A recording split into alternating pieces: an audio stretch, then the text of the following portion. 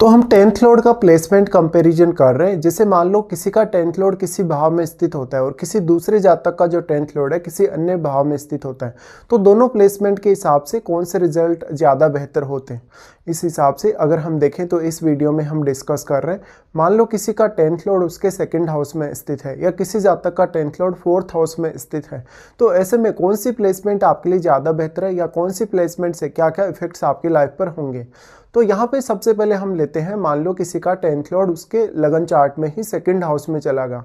Tenth Lord अगर second house में चला गया तो व्यक्ति काफ़ी ज़्यादा अपनी वाणी का प्रयोग कर सकता है अपने करियर में। वो अपनी वाणी का जो क्रिएटिव स्किल है उसका प्रयोग कर सकता है, तो वो गीत संगीत वगैरह में हो सकता है, वो किसी ऐसे भाषण वगैरह देने से रिलेटेड या एडवाइस वगैरह देने से रिलेटेड कार्यों में हो सकता है, मार्केटिंग वगैरह में हो सकता है, या जहाँ भी वाणी का प्रयोग ज़्यादा होता हो उन क्षेत्रों में हो सकता है।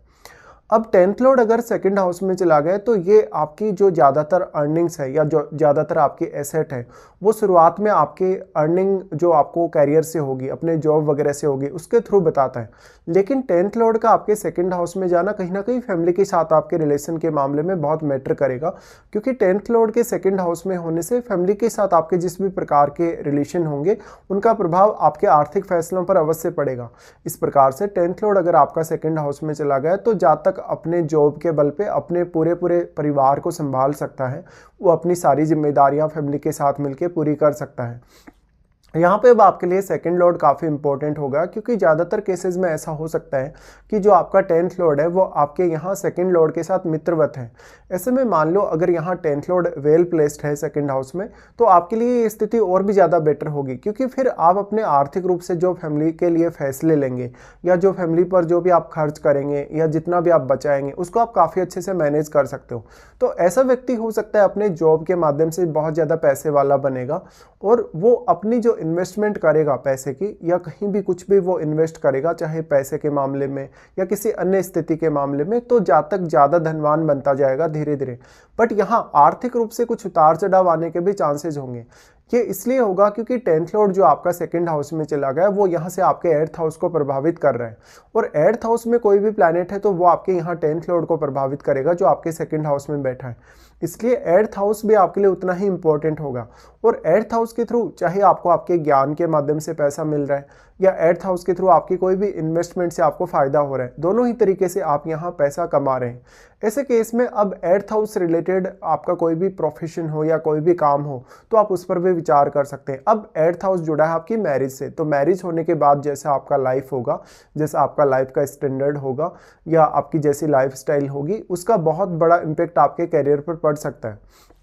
जो आपका टेंथ लॉर्ड आपके सेकंड हाउस में बैठा है वो हो सकता है टेंथ हाउस को प्रभावित भी कर रहा हो। ऐसे में वो ग्रह आपको और भी ज़्यादा सपोर्ट कर सकता है। या तो फिर आपका अगर सेकंड लॉर्ड मान लो 11th हाउस में स्थित है, आपका सेकंड लॉर्ड मान लो 5th हाउस में स्थित है, या आपका जो सेकंड लॉर्ड है वो 9th हाउस में स्थित है, तो भी काफ़ी बेहतर रिजल्ट्स हो सकते हैं। तो यहाँ जो डिस्पोजिटर बना आपके टेंथ लॉर्ड का वो आपका सेकंड लॉर्ड ही है, और ऐसे में सेकंड लॉर्ड आपके चार्ट में अगर बहुत वेल प्लेस्ड है तो भी आपके लिए काफ़ी अच्छा है। बट ज़्यादातर केसेस में ऐसा कभी कभी होता है कि टेंथ लॉर्ड आपका मान लो सेकंड हाउस में वेल प्लेस्ड नहीं है और अगर वो एक बहुत ही क्रूर ग्रह है, तो फिर आपको आपकी वाणी पर कंट्रोल रखना भी बहुत ज़्यादा जरूरी हो जाएगा। ऐसी स्थिति में आपका जो व्यवहार है, आपकी जो वाणी है, उसका बहुत ही गहरा इम्पैक्ट सामने वाले पर्सन पर पड़ेगा।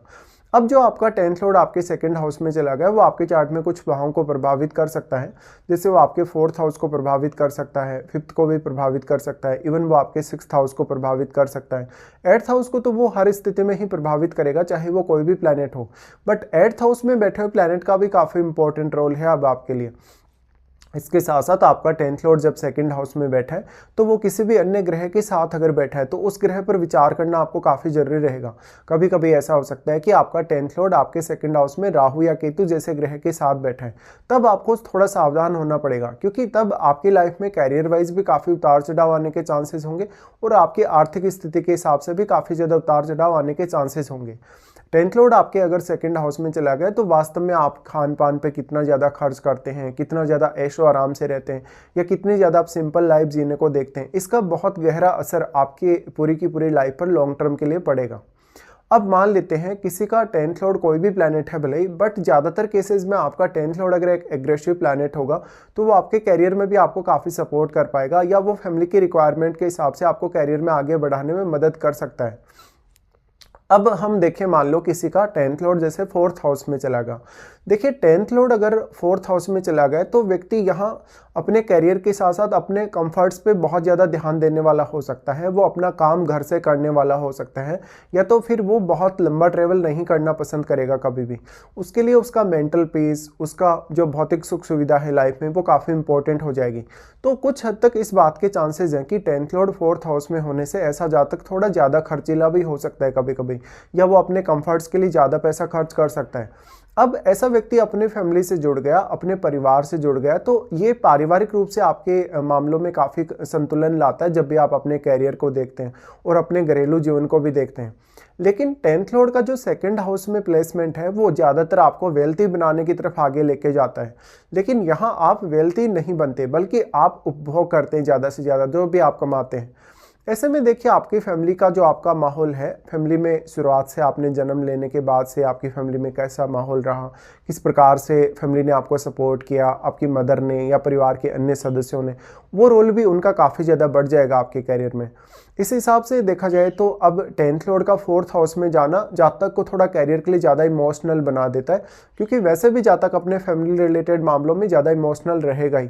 अब अगर मान लो आपका 10th लॉर्ड एक शुभ प्लैनेट है तो वो ज़्यादातर केसेस में आपको अच्छा सुख प्रदान करेगा। लेकिन इंपॉर्टेंट ये भी है कि 10th लॉर्ड जब 4th हाउस में बैठा है तो वो अपने शत्रु के ही घर में स्थित होगा। तो अब 4th लॉर्ड की जो भूमिका है वो आपके लिए काफ़ी ज़्यादा बढ़ गई, या 4th लॉर्ड का जो इंपॉर्टेंस है आपके लिए रिजल्ट्स के मामले में वो काफ़ी ज़्यादा बढ़ गया। मान लो अगर आपका 4th लॉर्ड एक क्रूर ग्रह होगा तो ऐसा हो सकता है कि आपका 10th लॉर्ड एक क्रूर ग्रह ना हो, या तो आपका जो 10th लॉर्ड है वो अगर एक क्रूर ग्रह होगा तो 4th लॉर्ड आपका एक शुभ ग्रह भी हो सकता है।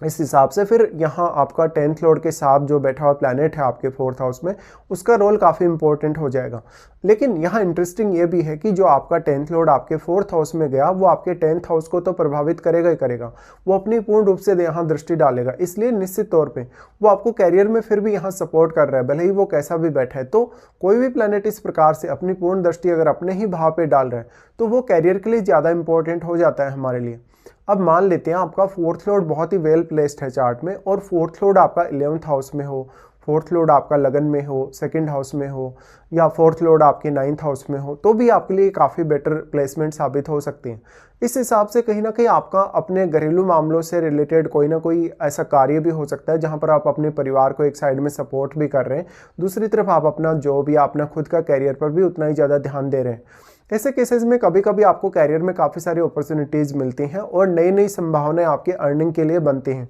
लेकिन यहाँ जातक उतना ज़्यादा सेव करने के बजाय कहीं ना कहीं खर्च करने पे ज़्यादा ध्यान देता है, और वो ज़्यादा इमोशनल होने की वजह से अपनी फैमिली के सदस्यों के साथ अपने रिश्तों को भी ज़्यादा प्रायोरिटी देता है। अब यहाँ ऐसा हो सकता है कभी कभी जब आपका 10th लॉर्ड एक बहुत ही क्रूर प्लैनेट होगा तो ऐसा हो सकता है कि जो आपका ऑफिस वगैरह में माहौल है, जो आपका कैरियर में जिस प्रकार की आपकी स्थिति है, जो मेंटल कंडीशन है, वैसे की वैसी जो डोमिनेशन है आप अपने 4th हाउस रिलेटेड कार्यों में भी दिखाएं। तो ऐसा जब तक हो सकता है अपने खुद के बल पे अपना कोई घर खरीदे, प्रॉपर्टी वगैरह खरीदे, और वो काफ़ी ज़्यादा उसको डोमिनेट भी करे। ऐसी स्थिति कभी कभी सामने आ सकती है। अब आपका 10th लॉर्ड किस प्रकार का प्लैनेट है, वास्तव में किस प्रकार का वो कारकत्व लिए हुए, और वो आपके चार्ट में दूसरे किस भाव का भी स्वामी, ये भी आपको देखना काफ़ी जरूरी हो जाएगा।